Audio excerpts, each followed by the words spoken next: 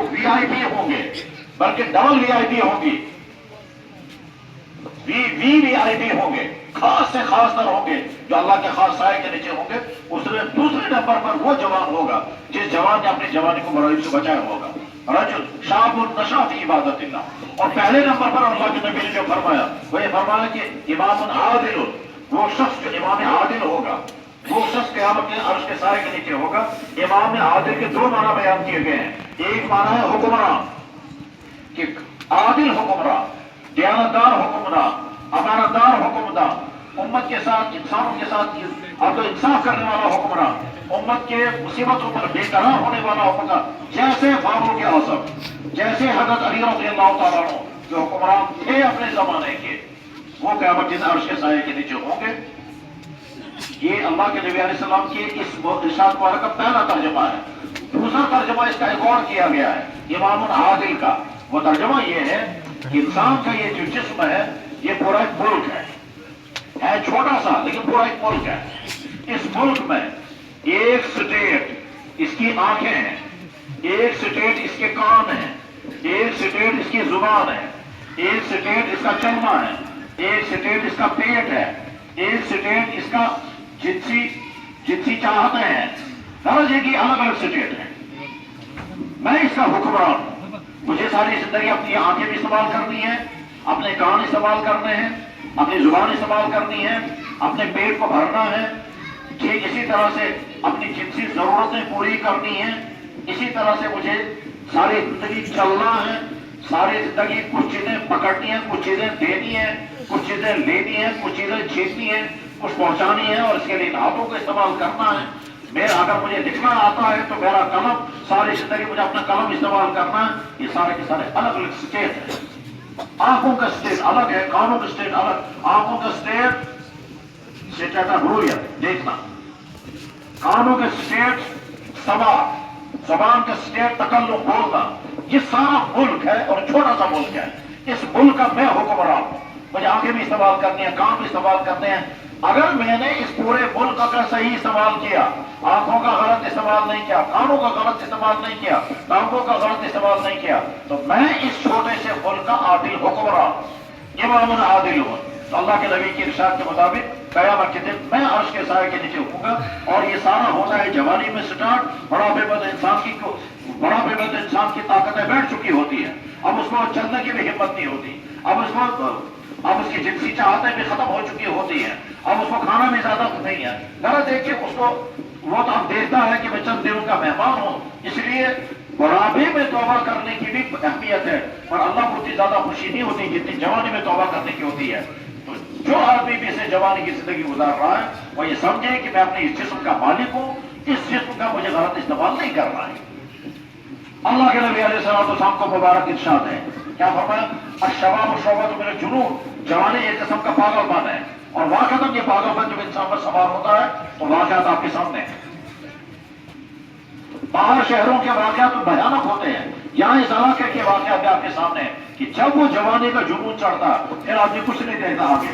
बेइज्जती हो जाए इसकी परवाह नहीं, दीन खराब हो जाए इसकी परवाह नहीं, माँ बाप लुट जाए उसकी परवाह नहीं, जमीनें बिक जाए उसकी परवाह नहीं। बस जुनून चढ़ गया तो करना है, जिस चीज का भी जुनून चढ़ जाए। अश्शबाब शुअबतुन मिनल जुनून। इसलिए हर जवान अपने आप को कंट्रोल में रखे, और जवानी के दौरान अगर इंसान गुनाह से बच जाता है तो आगे सारी जिंदगी इंसान को बड़ी खुशी रहती है, मैं फला मौके पर गुनाह से बच गया। और अगर जवानी में कहीं कोई गलती हो जाती है, बाद में तौबा भी कर चुका हो, तो सारी जिंदगी इंसान पछताता रहता है कि फला गलत पर मुझे गलती हुई है। मुझे अपना याद आता है कि मुझे जब देवबंद पहुंचाया गया, मैं छोटा था, नाबालिग था, उधर से उर्वत थी, वहां मेरे साथ में दो कश्मीर के मालदार लड़के थे और वो रोजाना फिल्में देखने के लिए जाया करते थे। मुझे भी कहते थे तुम भी फिल्म देखने चलो। मैं और जानता ही नहीं तो वो फिल्म क्या होती है, लेकिन जब वो इसरार करने लगे तो मैंने कहा मेरे पास पैसे ही नहीं है। उन्होंने कहा नहीं चलो हम पैसे देंगे।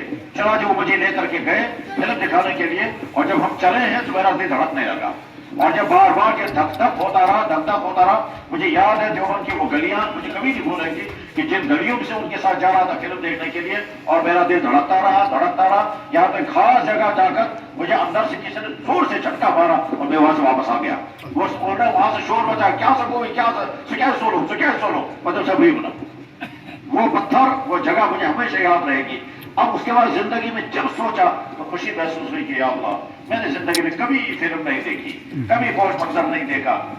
لیکن ایک اور جگہ پر مجھ سے غلطی کرائی گئی، بغیر ٹکٹ کے ٹرین کا سفر کرایا، اور مجھے سمجھ میں آ گیا بغیر ٹکٹ کے ٹرین کا سفر ایسے ہوتا ہے.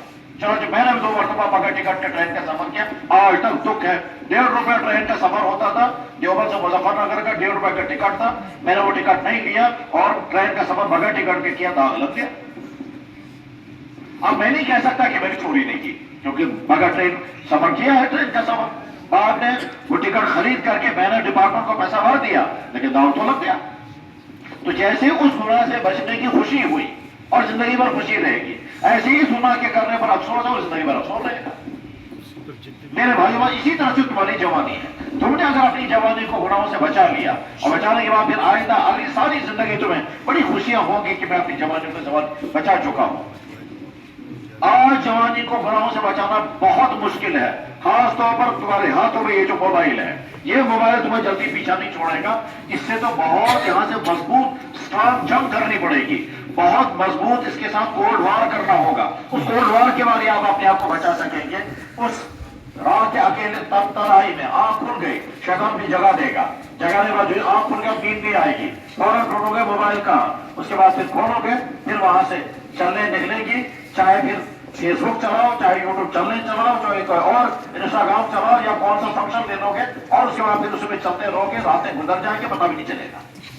اس میں یا تو فوش منظر دیکھتے رہو گے یا فضولیات، بیکار کی چیزیں جن کا نفع کچھ نہیں ہوگا، جن کا فائدہ کچھ نہیں ہوگا.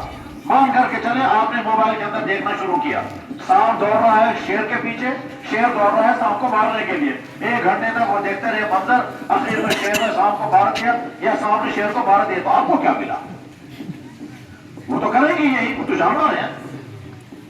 شیر کا کام ہے مجھے شکار کرنا، مجھے پیڑ بھرنا ہے. سانپ کا کام ہے میرا بھی. تو دنیا میں ایسے بھی سانپ ہے جو شیر کو مار دیتے ہیں، اور ایسے بھی ہیں جو سانپ کو مار دیتے ہیں. جانور ہیں، اللہ کے مخلوق قسم کی ہے. تو غرض یہ کہ یہ فضولیات ہے، گناہ تو نہیں ہوا اس میں، لیکن بے فائدہ کام ہے یہ. تو فضولیات سے اپنے آپ کو بچائیں اور منکروں سے اپنے آپ کو بچائیں، موبائل کے غلط یوزنگ سے بچائیں.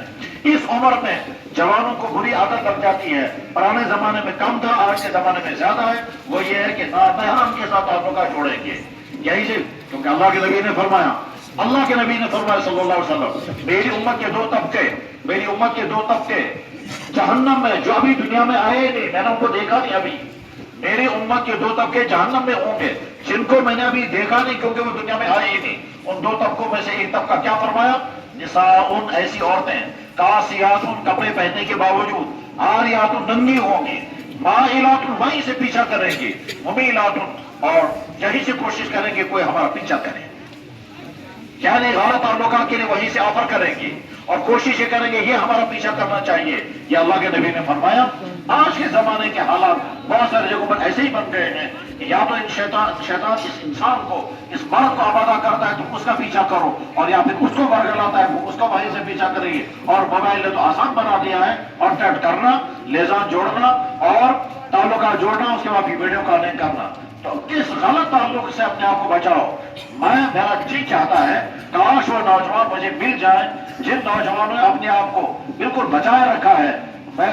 مجھے ایسا لگتا ہے دنیا کا سب سے بڑا میڈل اس نوجوان کو دینا چاہیے آج، جو نوجوان خود کر کے کہ میرا کسی سے کوئی تعلق نہیں، میں نے کسی کو کبھی فون نہیں کیا، مجھے کسی کو نہیں، میرے موبائل میں کسی نامحرم کا کوئی نمبر نہیں ہے. وہ مبارک نوجوان اللہ کو کتنا پیارا ہوگا، اور اللہ کے نبی کے بارگاہ میں اس نوجوان کی کتنی عظمت ہوگی، میں تصور بھی نہیں کر سکتا. یعنی یہ سمجھیے کہ جناب رسول اکرم صلی اللہ علیہ وسلم کے زمانے کے وہ مبارک نوجوان، جن مبارک نوجوانوں کا عالم یہ تھا کہ جب مکہ مکرمہ فتح ہوا تو اللہ کے نبی نے مکہ کا گورنر 14 سال کے لڑکے کو بنایا.